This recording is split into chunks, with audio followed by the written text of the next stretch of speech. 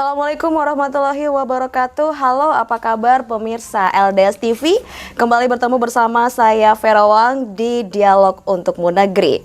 Ya, para pemirsa LDS TV, infrastruktur sangat penting untuk kehidupan masyarakat luas, terutama untuk perkembangan kehidupan ekonomi masyarakat. Apa dan bagaimana perkembangan infrastruktur di Kabupaten Lampung Tengah akan kita bahas pada dialog kali ini bersama narasumber kita, Kiai Haji Slamet Anwar SPDI, anggota Komisi 3 DPRD Kabupaten Lampung Tengah dari fraksi PKB. Kita akan terlebih dahulu menyapa beliau. Assalamualaikum Pak Haji, apa kabar? Alhamdulillah baik. Waalaikumsalam warahmatullahi wabarakatuh. Baik, kali ini kita akan ngobrol-ngobrol sedikit dengan pemirsa LDS TV. Mungkin banyak masyarakat yang masih awam tentang sebenarnya apa dan bagaimana infrastruktur di Kabupaten Lampung Tengah. Sebenarnya kondisi infrastruktur di Kabupaten Lampung Tengah ini seperti apa, Pak?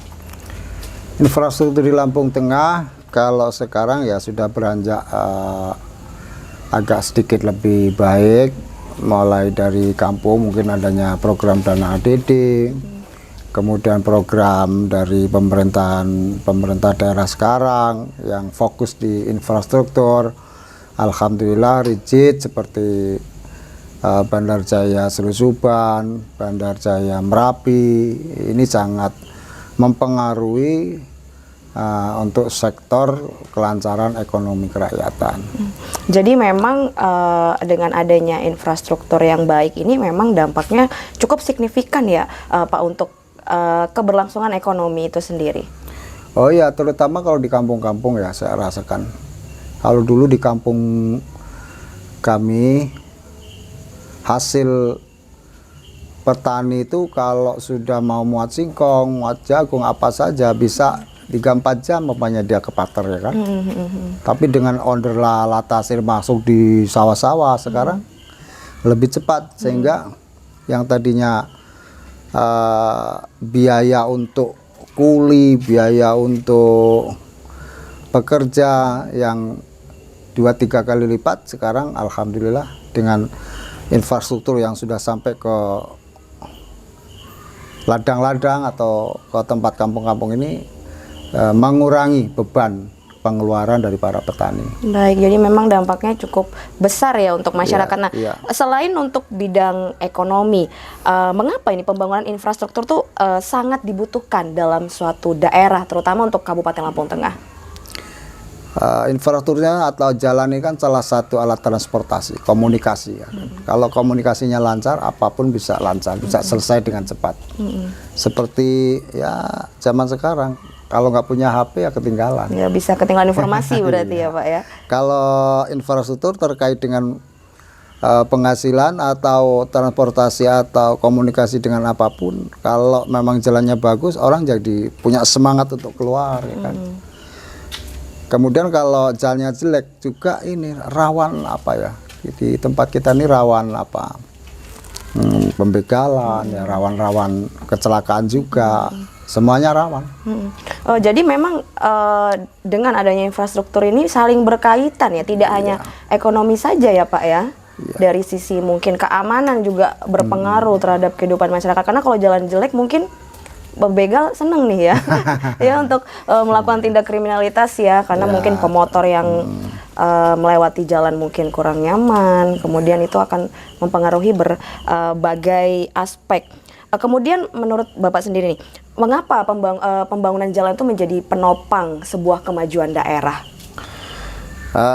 Gini, karena kalau daerahnya semuanya jalannya mulus, ini juga akan kelihatan semua kalar kilir penghasilan apapun, kemudian orang keluar juga saya katakan dari orang nggak malas seperti di Mekah itu.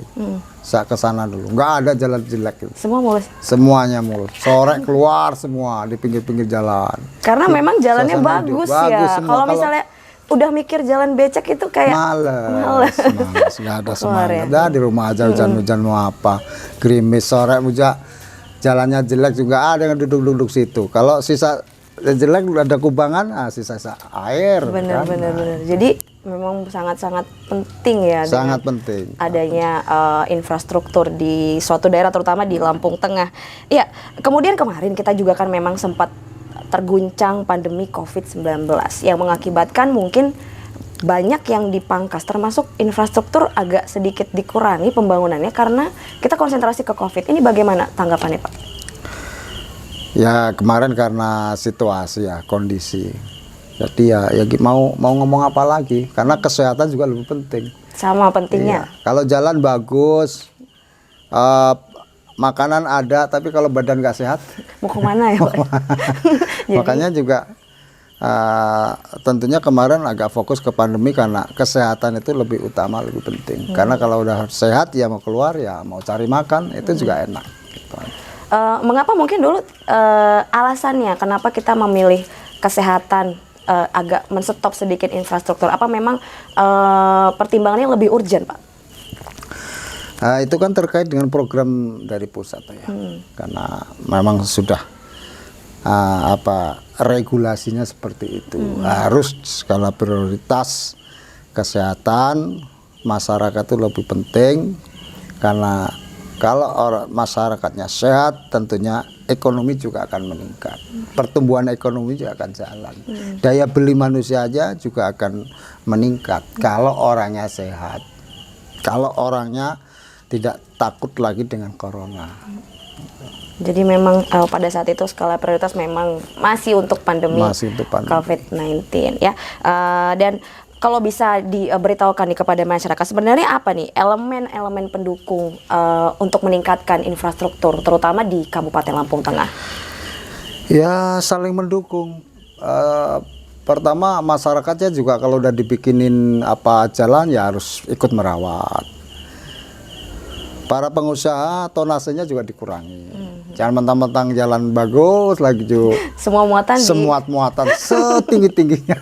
Seharusnya kekuatannya 12 ton. Dilebihkan. Jadi 15 sampai 20 ton. Ya akhirnya nggak lama jalan itu. Hanya sama-sama pemerintah punya edukasi untuk selalu meningkatkan pelayanan terhadap masyarakat di bidang infrastruktur. Yang kita anggarkan miliaran. Akan tetapi juga masyarakat itu merawat dan menjaga tentunya. Jadi sama-sama, jangan saling lepas tanggung jawab. Insya Allah kalau pemerintah dan masyarakat saling kompak, saling ngerti dan pengertian, yang satu membangun, yang satu menjaga, ini juga nanti akan terawat. Nah akhirnya sama-sama apa yang kita harapkan yaitu masyarakat aman, nyaman, sejahtera insya Allah. Nah kalau untuk memberikan edukasi ke masyarakat supaya menjaga, ini apa yang dilakukan terutama di DPRD? Ya tentu satu pengawasan DPRD, kemudian perangkat pemerintah ini kan banyak yang terkait dengan infrastruktur yang harus dijaga, ya di subnya, kalau ada tonase ya ditegur, mungkin itu aja. Jangan yang jelas berlebihan, di sub, jangan berlebihan, di subnya harus ikut ekstra perhatian. Nah, harus banyak edukasi. Ya perlu ditegur, saling menegur, saling menjaga. Insya Allah lah. Mungkin contoh masyarakat yang tidak menjaga ini seperti apa, Pak? Masyarakat yang tidak menjaga saya katakan tadi, banyak lapak-lapak ya kan. Si kebetulan lapak antara contoh sederhana nih, lapak Seputih Agung Bandar Jaya yang mestinya tonasenya mungkin kan udah ada ukurannya mungkin 12 ton umpamanya. Ya udahlah, ikutin. Kalau dia nafsunya tuh nafsu angkara murka ya kan. Sampai 20 ton. Sampai 20-30 ton. Itu berbahaya juga ya, Pak berbahaya. Ya? Untuk mobilnya sendiri mobilnya juga cepat rusak, juga merugikan orang banyak, bukan dia sendiri. Betul.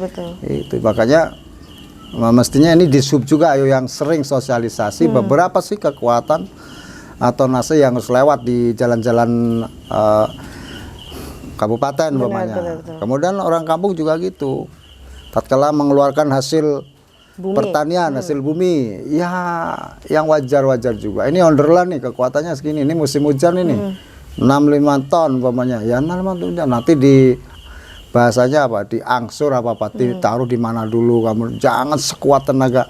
Ya makanya kadang-kadang kita ini apa ya, kalau jalannya rusak ngeluh, tapi kalau jalannya bagus semau-mau. Iya betul. Jadi memang masyarakat juga harus ikut menjaga ya, jangan mentang-mentang mulus nih ya, kita muat sekali muat aja. Iya. Itu bisa selain membahayakan jalan sendiri, itu bisa membahayakan orang-orang sekitar. Jadi memang perlu diperhatikan juga nih ya dari semua stakeholder terkait untuk saling mengingatkan mungkin ya Pak ya. Saling mengingatkan ya. Saling mengingatkan supaya kita bersama-sama menjaga jalan yang sudah benar atau sudah mulus ya. Menurut Bapak sendiri mungkin nggak jalan di Lampung Tengah mulus semua? Ada kemungkinan? Ya ada lah, harus ya, bukan mungkin ya. Harus ya. Harus. Siapa yang jadi pemerintah daerah atau bupati, ya ini menjadi apa ya? Kalau saya nih, kalau justru untuk apa ini pilot project Lampung, bahwa Lampung ini walaupun daerahnya terluas, di Lampung Tengah ini ya harus paling bagus. Lagian gini, itu kan di Lampung Tengah ini kan banyak apa perusahaan-perusahaan, ya duduk bersama lah. Betul, bagaimana mencari solusi kalau memang dari APBD kita tidak tercover umpamanya. Ya kalau saya 5 tahun mestinya 60% lah jalan bagus semua. Kalau saya bupatinya harusnya itu menjadi sebuah pilot project yang bagus ya, karena memang jalan ini sangat dibutuhkan untuk masyarakat semua. Kita semua membutuhkan ya. Jadi memang jadi hal yang utama ya Pak ya. Gitu. Ya kan banyak sekali toh nyanyian jalan menuju Roma itu jalan apa semuanya jalannya harus bagus. Harus bagus. Karena kalau jalannya buntu, wah kerok ini. Kerok, kita tidak bisa kemana-mana nih. Akhirnya semua dari mulai anak-anak sekolah susah, kemudian untuk ekonomi susah, pedagang susah, pengusaha juga nanti ujung-ujungnya juga bisa bermasalah atau susah untuk mengeluarkan hasil produksi ya, Pak. Oke, kita akan kembali setelah break ya. Kita akan kembali lanjutkan obrolan kita yang semakin seru ini. Iya, jangan kemana-mana pemirsa LDS TV. Kita akan kembali sesaat lagi setelah yang berikut ini.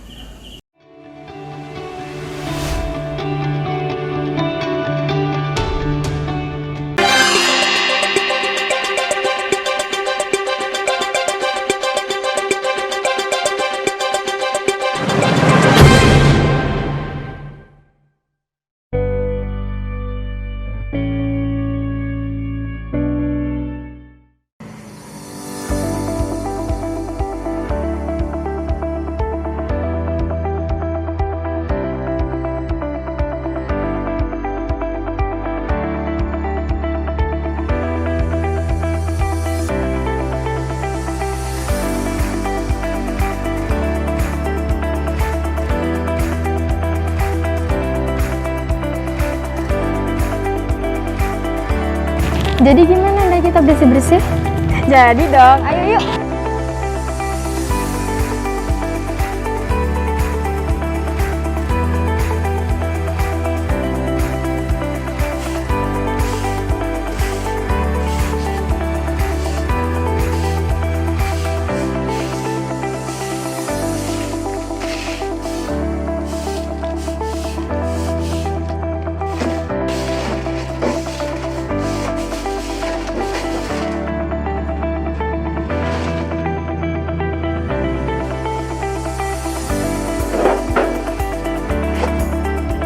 Habis selesai beres-beres, ayo kita cuci tangan. Ayo, yuk.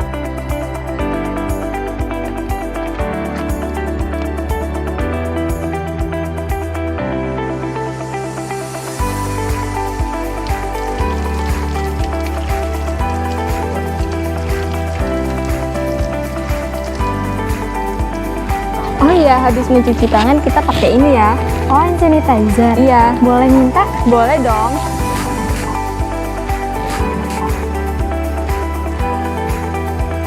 Kalau udah kita lanjut aktivitas lagi yuk. Ayo, yuk.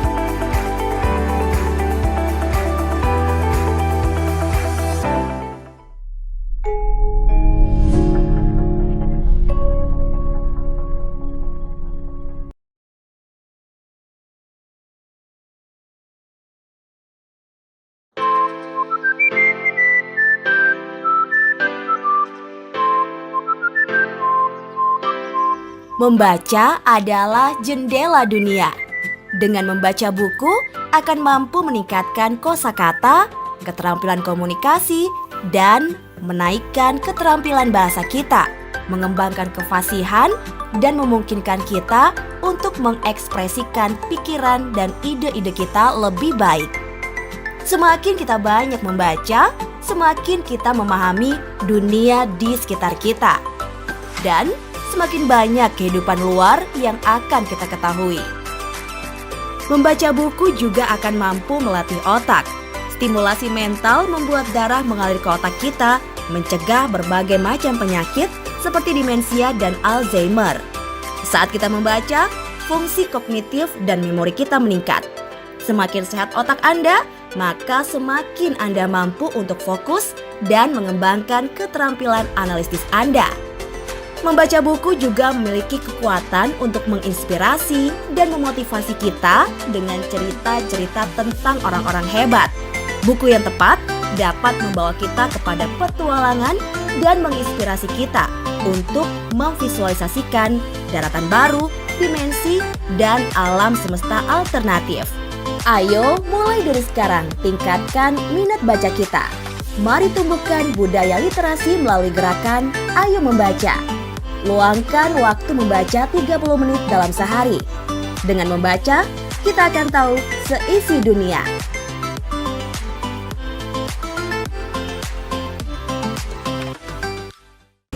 Pemirsa LDS TV masih kembali bersama kami di Dialog Untukmu Negeri.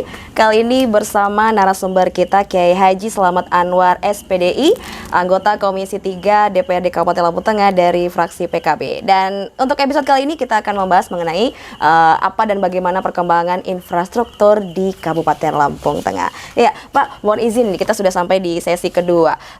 Sebenarnya apa sih permasalahan yang ada di Kabupaten Lampung Tengah sehingga ada beberapa akses jalan yang mungkin belum diperbaiki? Permasalahan yang utama apa? Permasalahan utama ya budget lah. Budget ya, anggaran. Anggaran, karena kita ini kalau nggak salah berapa ribu ruas jalan gitu loh di Lampung Tengah ini, saya nggak kurang hafal.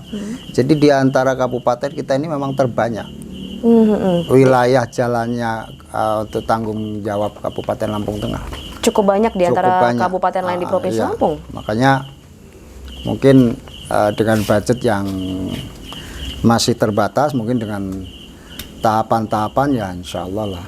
Tapi ya insya Allah dengan Pak Musa ini sepertinya yang jalan-jalan utama kita harus prioritaskan ya. Mungkin selain anggaran, apakah ada hal lain yang mungkin membuat kita kesulitan? Apakah memang terlalu luas wilayahnya itu menjadi salah satu faktor? Di antaranya terlalu luas itu, terlalu luas, terlalu banyak jalan, ruas-ruas jalan atau Kabupaten Lampung Tengah, kemudian jalan-jalan kampung juga. Kalau kampung-kampung kan sekarang sudah dibantu dengan dana ADD. Tapi memang saya sarankan untuk pemerintah daerah untuk skala prioritas untuk jalan. Karena apa? Kalau pembangunan jalan ini berhasil, orang itu akan merasa puas. Seperti pembangunan tol Trans Sumatera. Semua orang juga bisa merasakan. Walaupun mungkin 1-2 orang, wah sekarang lewat tol enak tapi bayar. Tapi kan kecepatan waktu yang kita tempuh, umpamanya kita ke Jawa yang tadinya dulu sampai 24 jam lebih, sekarang hanya 17 jam umpamanya. Menghemat waktu. Menghemat waktu. Di Lampung Tengah juga seperti itu. Andai kata jalan-jalan semua bagus, skala prioritas, nanti pertumbuhan ekonomi ini juga akan naik secara alami. Karena apa? Karena ya semangat kerja orang petani keluar masuk hasil buminya juga biayanya tidak banyak, sehingga kesejahteraan ekonomi juga akan meningkat ya. Nah, jadi petani kalau memang jalannya bagus mereka semangat mungkin ya Pak ya, kalau untuk ayo kita bawa hasil kita ke kota misalnya ya. Tapi kalau apabila jalannya jelek udah males duluan. Udah jelek takut ya kan. Sekarang ini kan kalau jalan jelek otomatis wah cari ngerumput aja kalau jalannya jelek takut. Takut kena ya. ada yang minta motornya. Tapi kalau jalannya bagus orang tuh minimal wah cepet jarak bisa tempuhnya ngebut kan? ya. Bisa ngebut, gitu aja. Lebih cepat jarak tempuhnya. Nah kemudian Pak, biasanya kan anggota DPRD ini melakukan reses ke masyarakat nih ya. Apakah infrastruktur ini menjadi keluhan utama? Sementara memang ya. Memang iya. Berapa persen? Hampir 80%. Keluhannya hampir ya 60-70%. 60-70%. Keluhan masyarakat itu jalan atau infrastruktur. Jadi memang bisa dibilang yang paling diinginkan masyarakat khususnya Lampung Tengah memang jalan ya Pak ya? Memang jalan mau. Makanya harus sinergi antara program Bupati dengan program dana ADD. Ini skala prioritas memang infrastruktur saya mohon ini ya ini kepala kampung didahulukan baik untuk tahapan underlah atau yang sudah underlah naik ke Latasir gitu. Iya, kemudian pada saat mungkin bertemu dengan masyarakat, menyerap aspirasi masyarakat, bagaimana Bapak menjawab, Pak ini kok jalan di tempat saya belum benar gitu. Bapak bagaimana menjawabnya? Jawabnya ya sederhana ya sabar gitu aja. Sabar kuncinya Pak ya. Kalau DPR ini kan hanya apa ya tugasnya ya budgeting, pengawasan, kemudian apa membuat produk atau perda. Yang eksekusi itu kan bupati. Ya kalau kita jawab oh ini sudah diketok palu. Itu aja. Oke, jadi memang memberikan edukasi ke masyarakat bahwa tidak mudah ya kita untuk mengcover semua yang ada di Lampung Tengah karena wilayahnya cukup luas ya Pak ya. Cukup luas, saya nggak menghafalkan berapa luasnya karena saya belum mau jadi bupati. Baik, berarti nanti kalau mau mungkin harus dihafalkan ya Pak ya. Saya harus dihafalkan luas Lampung Tengah. Kemudian dari DPRD sendiri nih apa langkah-langkah yang mendorong mungkin untuk pemerintah daerah supaya lebih dipercepat mungkin atau diprioritaskan untuk infrastruktur? Kalau kita panggil di Komisi 3 Bina Marga, kemudian pihak-pihak terkait, kemudian di subnya untuk selalu menjaga dan mengawasi ya semua yang terkait dengan infrastruktur kita hearing, kita untuk apa memberikan edukasi yang seperti apa supaya sama-sama cita-cita kita untuk di masalah jalan ini memang harus terlaksana.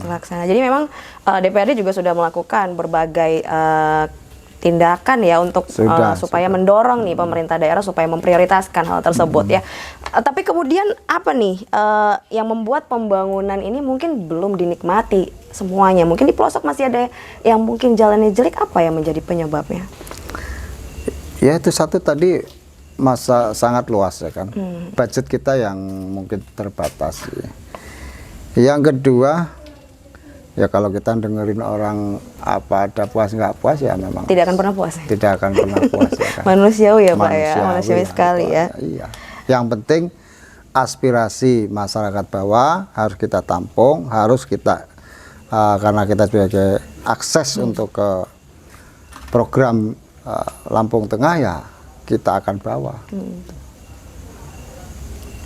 Karena yang saya katakan lagi, karena DPR ini kan hanya budget dan pengawasan. Nggak bisa total untuk eksekusi dan lain sebagainya. Baik, kemudian untuk apa yang sudah mungkin dijalankan atau yang sudah diperbaiki, sudah jalan mana saja nih Pak untuk Lampung Tengah? Untuk Lampung, kalau saya kan di wilayah sini ya, dapil sini ya. Kalau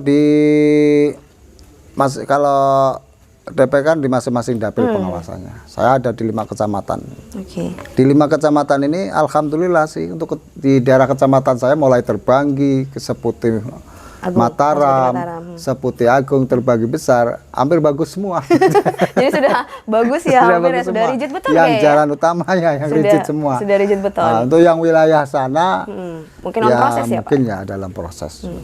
Karena memang kalau mau kita fullkan anggaran kita untuk jalan, mungkin nanti yang lain malah gak kebagian ya Pak ya. Pendidikan nanti tidak bisa, kesehatan tidak bisa. Jadi harus membagi-bagi budget memang ya.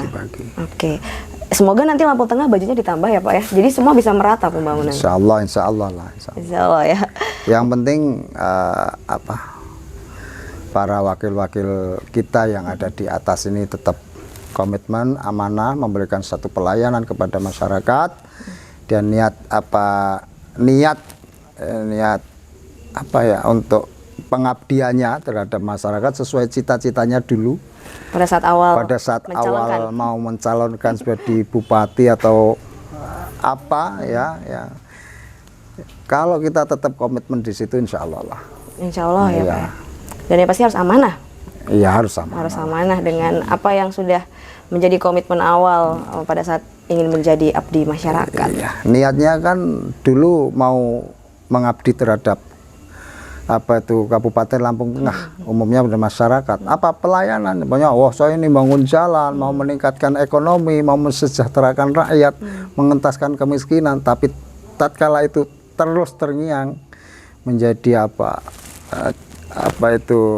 semacam cita-cita, ya nanti Allah akan memberikan satu kemudahan, insya Allah. Tapi kalau sudah kemudian tergiur dengan ke depan saya harus ngumpulin puing-puing hasil daripada menjadi pejabat, ya sudah. Ya kayaknya tidak akan maju.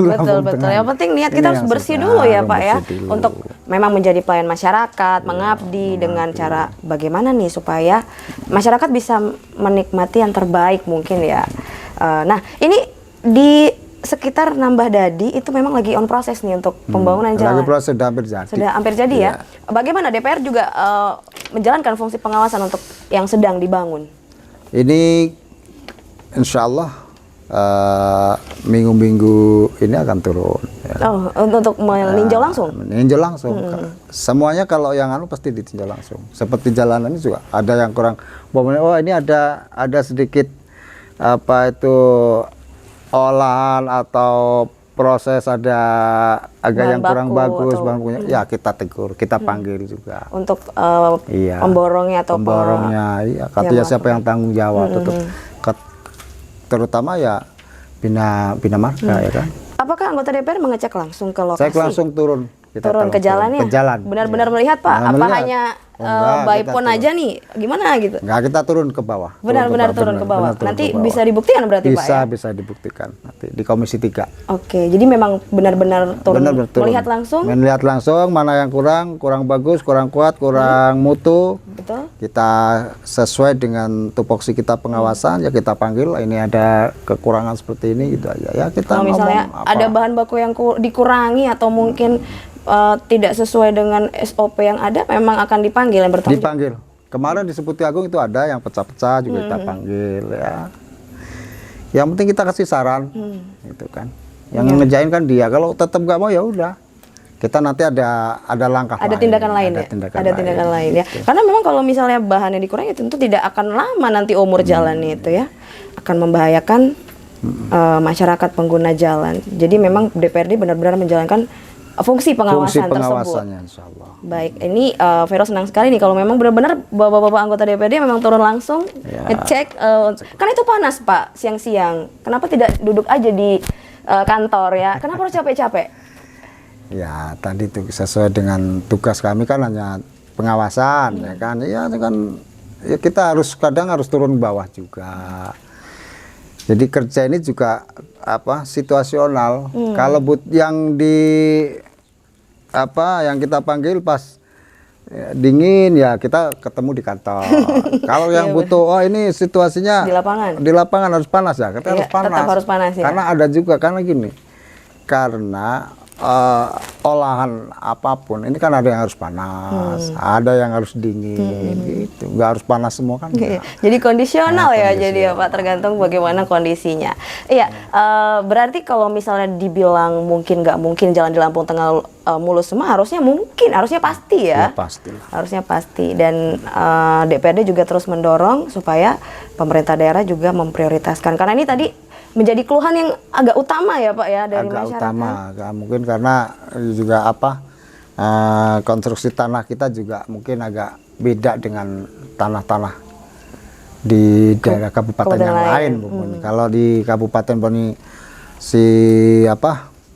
yang ada perbatuan kan otomatis nggak gampang ini kan. Nggak Kita gampang ini kan goyang ya? iya nggak gampang goyang. Di Lampung Tengah ini kan Agak lemah ini mungkin ya? Agak apa bahasa Inggrisnya itu agak londrot itu kan. Kalau hujan dikit ya. Kalau jadi kan langsung meleot ya Pak Langsung ya. meleot. Jadi emang harus ekstra untuk Ekstra. jalannya. Makanya kalau di sini udah mulai di blender apa, udah mulai underlah, sini mulai bagus hujan, sini pindah sono, sini udah mulai rusak lagi. Ya ini yang Jadi bikin itu ya, mungkin banyak faktor ya, geografis faktor, juga geografis juga menentukan mempengaruhi, ya. bagaimana jalan kita. Kadang-kadang sini sudah dibenarkan, kemudian di sebelah sana karena mungkin faktor ada air atau alam ya, itu juga bisa mempengaruhi. Baik pemirsa LDS TV, kita akan melanjutkan untuk sesi berikutnya. Ya jangan kemana-mana, tetaplah bersama kami di Dialog untuk Negeri LDS TV.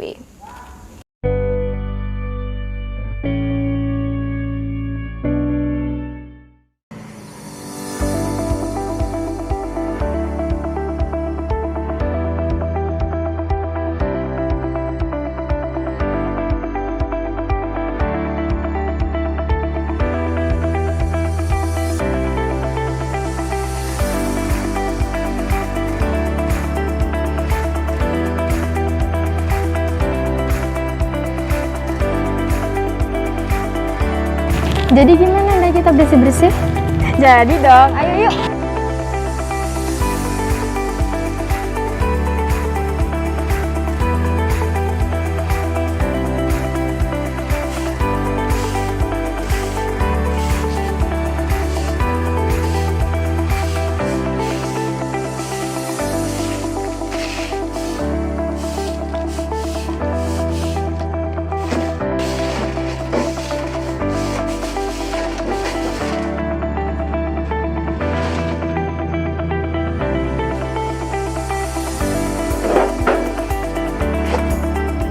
Habis selesai beres-beres, ayo kita cuci tangan. Ayo, yuk.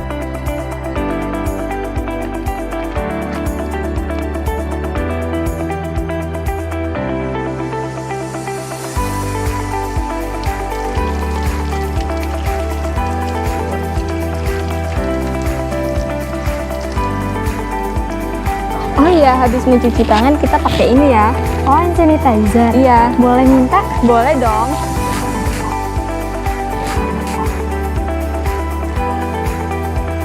Kalau udah kita lanjut aktivitas lagi yuk. Ayo, yuk.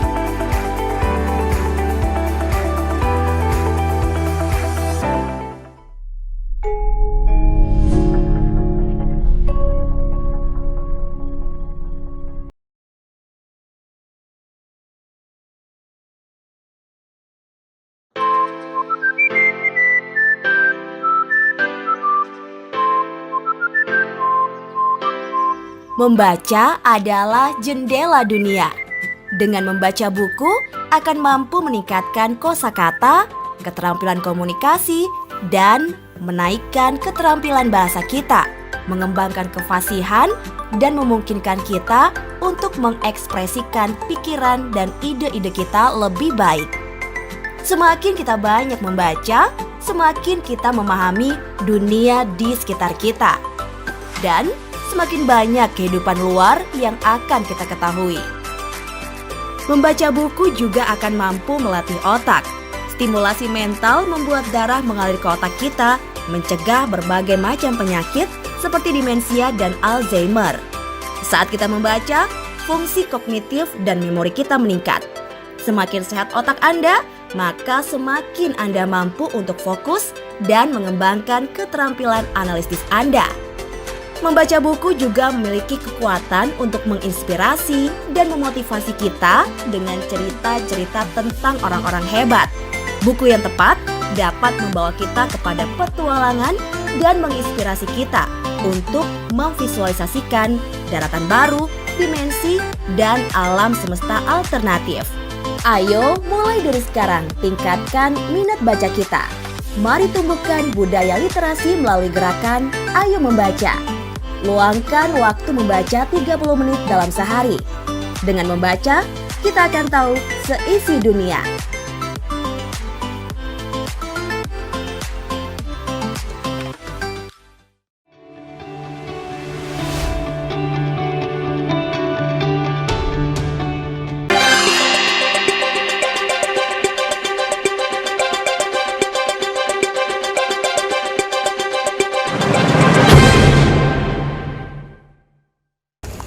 Pemirsa LDS TV masih bersama saya Vera Wang dalam Dialog untuk Negeri dengan narasumber kita Kiai Haji Slamet Anwar SPDI Komisi 3 fraksi PKB. Ya Pak, mohon izin kita masih ngobrol-ngobrol lagi nih.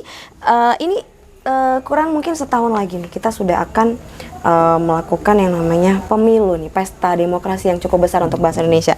Sebagai mantan ketua dari PKB untuk Kabupaten Lampung Tengah ya Pak ya. Mungkin ada bocoran Pak sedikit Pak untuk calon. Ini yang ditanyakan ini calon presiden apa calon mungkin bupati? ya. Kan? Calon presiden dulu nih mungkin ya. Calon presiden. Untuk calon presiden dari PKB sesuai dengan instruksi dari pengurus DPP kita masih di Caimin. Tetap kita masih gadang sebagai kader terbaik ya, betul beliau Ketua Umum Kiai Haji Muhaimin Iskandar. Gitu. Jadi itu untuk saat ini ya Pak? Saat ini masih beliau. Masih Caimin. Belum ada yang lain. Baik, tadi menyinggung soal bupati nih. Kenapa nih ada yang menyinggung soal calon bupati? Oh mungkin ada keinginan tertentu ini? Ya karena nanti kan kalau pileg itu kan nanti insya Allah di sekitar Mei Juni ya. Mei Juni udah mau DCT. Habis itu nanti di 2004 ada pilkada pilihan kepala daerah. Ya kalau saya mah karena lahir di Lampung Tengah ya otomatis lah kalau hanya kata kiai saya kun himmataka bisyara.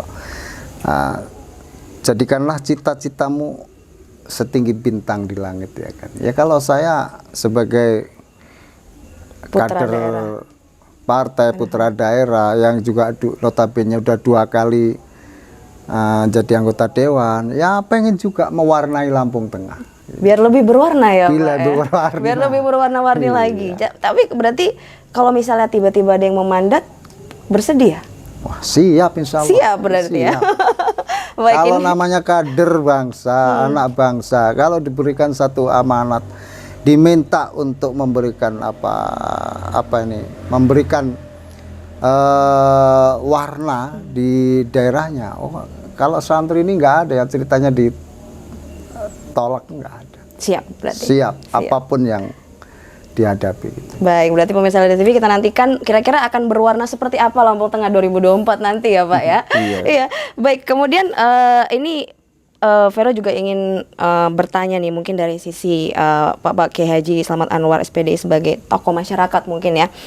Kemarin kita sempat mendengar kabar duka terjadi malapetaka Kanjuruhan yang menewaskan hampir 200 orang penonton sepak bola. Bagaimana tanggapannya? Menurut saya, pertama kita selaku orang yang beriman, kita kembalikan bahwa semua itu sudah merupakan satu takdir ya, kehendak Allah Subhanahu Wa Taala. Walaupun takdir dan kehendak Allah itu juga ada sebabnya. Ya tentunya mungkin karena kita jauh karena hanya informasi di televisi ya, mungkin dari panitia atau segenap yang terkait stakeholder yang di situ mungkin karena persiapan yang gegabah atau kurang matang, sehingga kurang matang. Dianggap enteng, melayani orang yang ribuan, masa di situ mungkin dianggap enteng, yang mungkin juga tidak terbesit akan terjadi seperti itu. Nah, jadi hal-hal yang menurut orang itu disepelekan, ya itu bisa berakibat berdampak fatal seperti itu. Jadi bisa dibilang panitia pelaksana cukup lalai ya Pak ya? Cukup lalai. Kemudian kalau saya lihat di gambar-gambar itu kan keamanan juga terlalu, cara menangani juga kayaknya keras pakai fisik ya. Mestinya kan tidak seperti menghalau demonstrasi. Karena ini berbeda ya. Ini menonton bola ini Pak. Menonton bola. Pada waktu itu menit terakhir itu kan hanya melampiaskan bukan kesal tapi tidak ada bentrok Tidak ada, karena ini cuma hanya karena satu. satu ini. Satu pendukung Nah, saja, satu pendukung saja tidak dua sebenarnya. pendukung. Bukan bentrok antar pendukung ya? Tidak bentrok antar pendukung, sehingga mungkin ya satu itu yang saya katakan udah itu kehendak Allah, ada takdir, kemudian persiapan yang memang kurang matang, sehingga keamanan juga mungkin pada waktu itu saya nggak tahu apa panik atau bagaimana, sehingga ada tembakan gas air mata juga sampai ke tempat tribun itu. Nah, itu maka padahal sebenarnya peraturan dari FIFA tidak boleh ada gas air mata untuk penonton sepak bola ya. Dan ini mungkin akan berimbas pada sepak bola di tanah air. Bagaimana pendapatnya? Ya, ini merupakan satu musibah ya sangat besar ya. Artinya ini kan ditonton dunia. Indonesia yang terkenal notabene-nya ramah, ya tidak arogan, tapi hanya sepak bola yang mestinya ini dinikmati, hiburan, kemudian jadi musuh besar-besaran. Ini kan juga berdampak secara apa ya? Berdampak secara apa ya, lain lah ya, di mata dunia juga nanti dipandang lain. Mungkin akan dipandang buruk Indonesia ya. Dan Kalau, imbasnya tidak hanya di sepak bola, mungkin nanti akan ke semuanya. Ya, karena di sepak bola ini kan juga ada unsur ekonominya juga. Kalau kemarin di tribun itu terkumpul sampai sekian ribu orang, ya itu kan juga uang yang berputar di secara ekonomi kan cukup banyak. Mulai asongan, pedagang kaki lima, mie ayam, semuanya UMKM di situ kan hidup. Ya, tapi kalau kemudian kena sanksi, itu kan secara otomatis juga akan mematikan beberapa UMKM yang ada di wilayah sekitar situ. Nah, kalau Liga 1, Liga 2 kemudian berhentikan, ya otomatis kita sekian ribu orang yang memang bermata pencarian di sepak bola itu otomatis terdampak ya Pak ya? Terdampak positif itu. Dan ini merupakan termasuk musibah terbesar kedua di dunia untuk sepak bola ya. Dan ini bagaimana nih menurut Bapak nih? Apakah PSSI atau mungkin stakeholder terkait nih harus mencari solusi nih supaya tidak terjadi lagi seperti ini? Ya, kalau menurut saya sanksi tegas ya perlu ya kan. Tapi diberhentikan total juga jangan ya, karena efeknya ke semua ya nantinya. Tinggal nanti tahapan selanjutnya ya kita tinggal disiplinnya seperti apa toh, karena ini sudah ada kejadian yang kemarin kan tinggal perbaikan.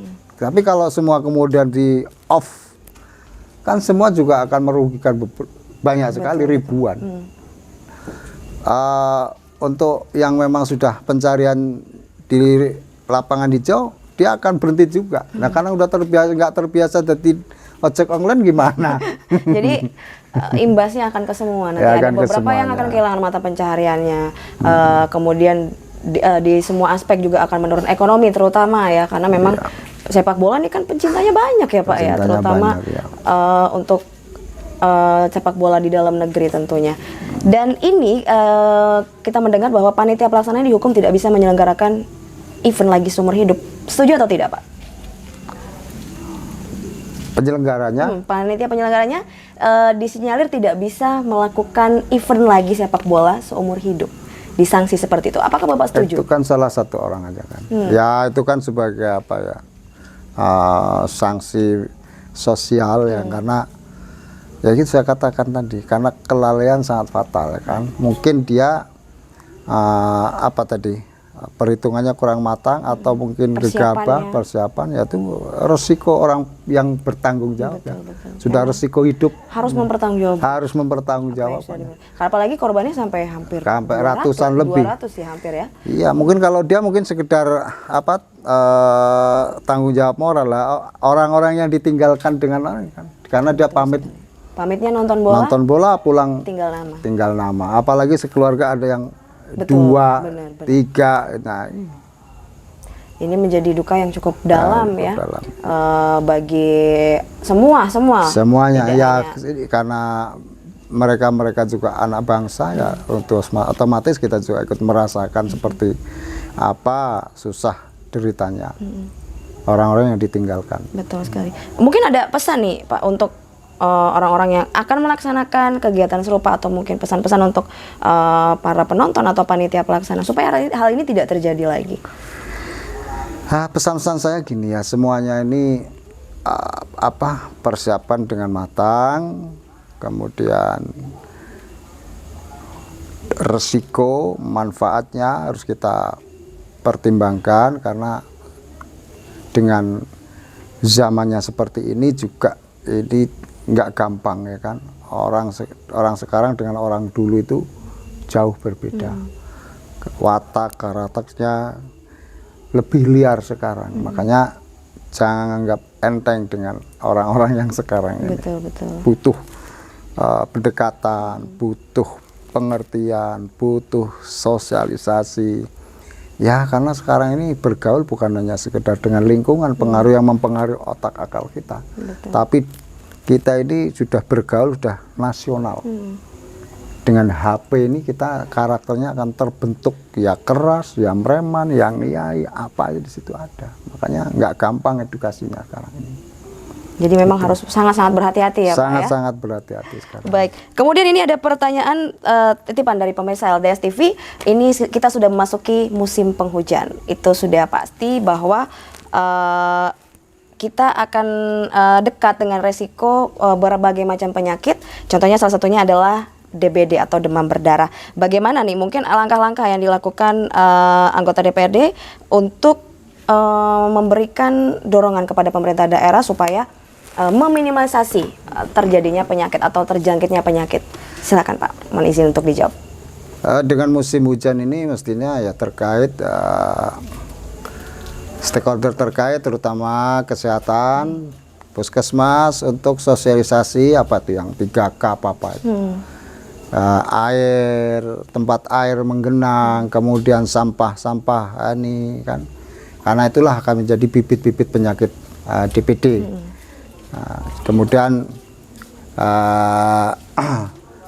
sosialisasi tingkat kampung, dusun, insya Allah kalau kita sosialisasikan bahwa jangan sampai ada air yang menggenang, kemudian sampah-sampah kaleng yang bisa untuk bibit-bibit nyamuk ini bisa bersih, insya Allah kita dapat mengurangi penyakit-penyakit DBD.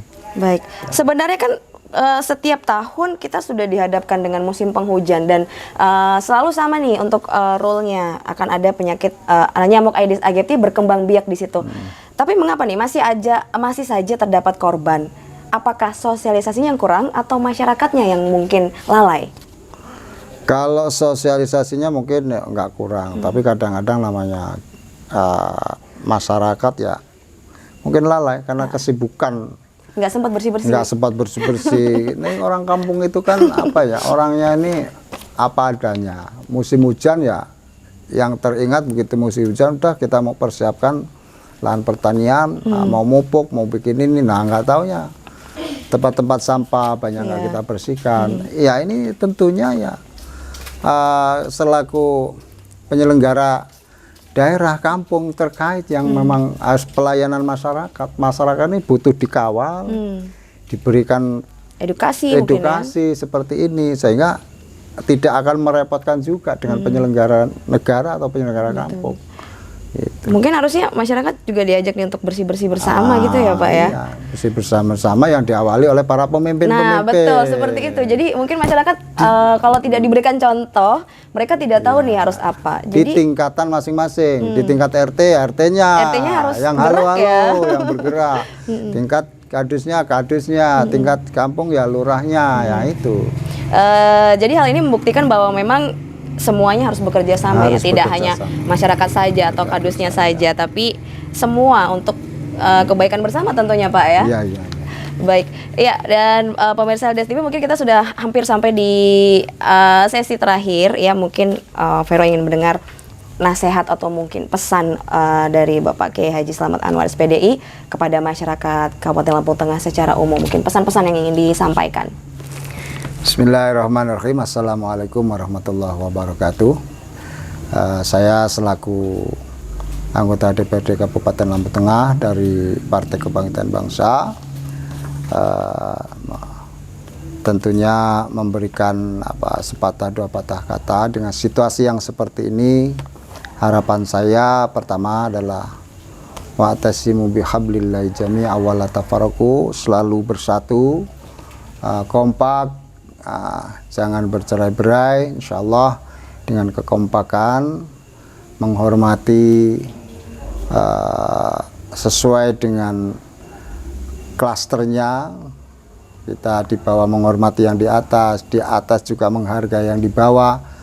Insya Allah kita akan berjalan bersama membangun Lampung Tengah ini menjadi satu daerah yang baldatun thayyibatun wa rabbun ghafur. Yang kedua, tentunya terkait dengan situasi yang serba era teknologi, juga ini bukan hanya peran pemerintah daerah, tentunya juga orang tua ini harus selalu mengawal anak-anaknya yang sudah di tingkat remaja atau di pendidikan, karena sekarang ini juga pergaulan bebas ini bukan hanya pengaruh lingkungan saja, tapi pengaruh teknologi juga. Ini dalam arti bahwa kita harus waspada dari dalam rumah, kemudian ke lingkungan, kemudian ke tingkat selanjutnya. Itu aja yang bisa kami sampaikan, semoga ada manfaatnya. Baik, jadi pesan-pesan untuk masyarakat semoga semakin memberikan juga yang terbaik ya dalam kehidupan sehari-hari. Kemudian terakhir, harapan untuk Kabupaten Lampung Tengah ke depannya seperti apa? Harapan Lampung Tengah tentunya satu, kita secara ekonomi juga akan meningkat, ya kan? Baik di tingkat pertanian atau perdagangan, kemudian daya beli masyarakat juga akan meningkat karena ada pertumbuhan yang ada di Lampung Tengah, sehingga kalau dua-duanya ini akan saling menopang, apa yang kita harapkan yaitu rakyat nyaman, rakyat aman, insya Allah akan terjawab dengan sendirinya. Karena adanya aman dan nyaman adalah adanya pertumbuhan ekonomi yang semakin mapan. Karena adanya tidak aman dan nyaman karena ekonomi yang belum mapan. Belum mapan. Jadi ekonomi memang cukup mempengaruhi kehidupan. Baik, sekali lagi terima kasih Pak Kiai Haji Selamat Anwar SPD untuk bincang-bincang kita bersama LDS TV, yang pasti kita berharap kedepannya Lampung Tengah semakin baik tentunya ya Pak ya. Insyaallah, amin, amin, amin. Semakin baik di semua lini dan di semua bidang. Terima kasih sekali lagi untuk ngobrol kita pada hari ini, dan terima kasih juga untuk pemirsa LDS TV yang sudah menyaksikan dialog untuk Munegeri bersama narasumber kita. Pada episode kali ini Kiai Haji Selamat Anwar SPDI, Ketua Komisi 3 Fraksi PKB, anggota DPRD Kabupaten Lampung Tengah dari Komisi 3, Kiai Haji Selamat Anwar SPDI. Dan para pemirsa LDS TV, tidak ada pembangunan di suatu daerah yang bisa sukses tanpa kerjasama dari semua pihak. Saya Vera Wang, sampai jumpa.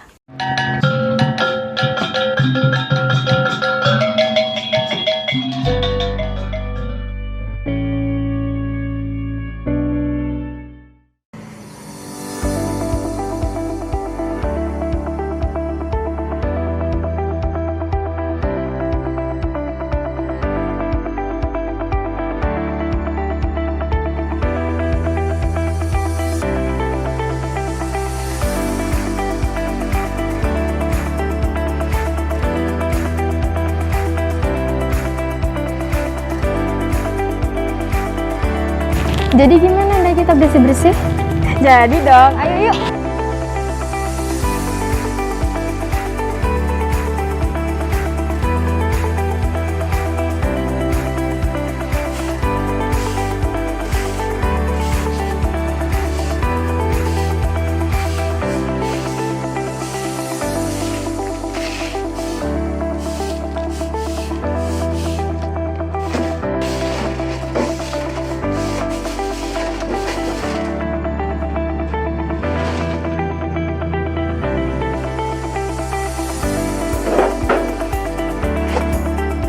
Habis selesai beres-beres, ayo kita cuci tangan. Ayo, yuk.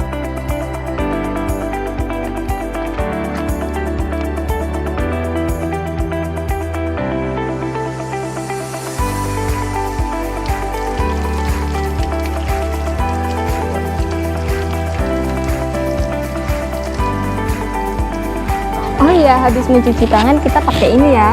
Oh, hand sanitizer. Iya, boleh minta? Boleh dong.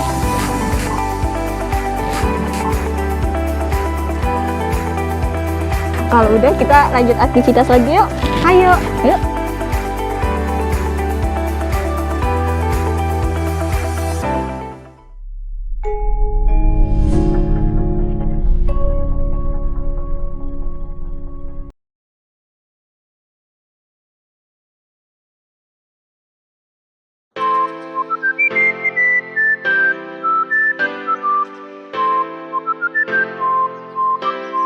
Membaca adalah jendela dunia. Dengan membaca buku akan mampu meningkatkan kosakata, keterampilan komunikasi, dan menaikkan keterampilan bahasa kita, mengembangkan kefasihan, dan memungkinkan kita untuk mengekspresikan pikiran dan ide-ide kita lebih baik. Semakin kita banyak membaca, semakin kita memahami dunia di sekitar kita. Dan semakin banyak kehidupan luar yang akan kita ketahui. Membaca buku juga akan mampu melatih otak. Stimulasi mental membuat darah mengalir ke otak kita, mencegah berbagai macam penyakit seperti demensia dan Alzheimer. Saat kita membaca, fungsi kognitif dan memori kita meningkat. Semakin sehat otak Anda, maka semakin Anda mampu untuk fokus dan mengembangkan keterampilan analisis Anda. Membaca buku juga memiliki kekuatan untuk menginspirasi dan memotivasi kita dengan cerita-cerita tentang orang-orang hebat. Buku yang tepat dapat membawa kita kepada petualangan dan menginspirasi kita untuk memvisualisasikan daratan baru, dimensi, dan alam semesta alternatif. Ayo mulai dari sekarang tingkatkan minat baca kita. Mari tumbuhkan budaya literasi melalui gerakan Ayo Membaca. Luangkan waktu membaca 30 menit dalam sehari. Dengan membaca, kita akan tahu seisi dunia.